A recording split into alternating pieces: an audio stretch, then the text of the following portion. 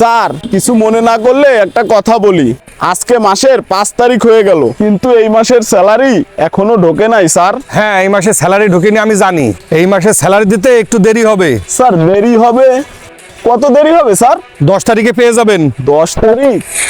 এখনো 5 দিন। 5 দিন পরেই তো দিচ্ছি, এমন কি মাইরে তো আর খাচ্ছি না। কাজ কামের নামে কোনো খোঁজ নেই। মাস শেষ হতে না হতে আপনি খালি স্যালারি স্যালারি করেন। স্যার আমি তো কাজ ঠিক মতোই করি, মাস শেষ হয়ে গেলে স্যালারি না দিলে একটু ঝামেলায় পড়তে হয়। আরে আর ঝামেলা টামেলা করেন না তো, যান, আমার কাজ আছে। যান তো এখন। এ ভাই, টাকা আনছেন? না আনলে ওই জায়গা দাঁড়ান, আমি আসতেছি।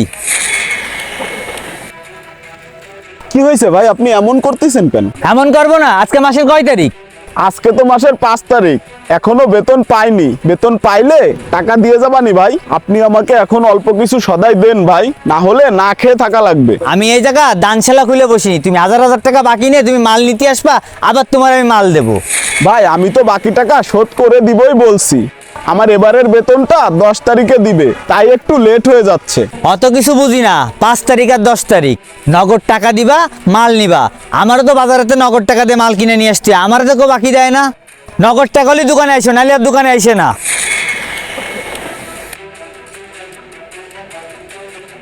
এ ভাই দাঁড়ান, আজকে মাসের কয় তারিখ?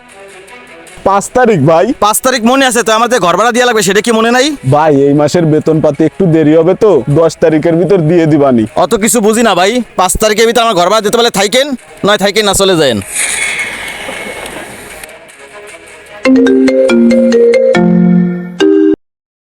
হ্যালো, এই বাবুর আব্বা, আজকে আসার সময় একটু মাছ তরকারি নিয়ে আইসো। বাবু এই সুধা ভাত আর খাইতে চাচ্ছে না, না খেতে খেতে ছেলেটা শুকিয়ে গেছে আমার। আমাদের চারিপাশে এমন অনেক চাকরিজীবী আছে যাদের জীবনের এই কষ্টগুলো না বলাই থেকে যায়। ভিডিওটি ভালো লাগলে লাইক কমেন্ট শেয়ার করে পাশে থাকবেন, আর আপনি নতুন হলে চ্যানেলটিকে অবশ্যই সাবস্ক্রাইব এবং ফলো করবেন। সকলকে ধন্যবাদ।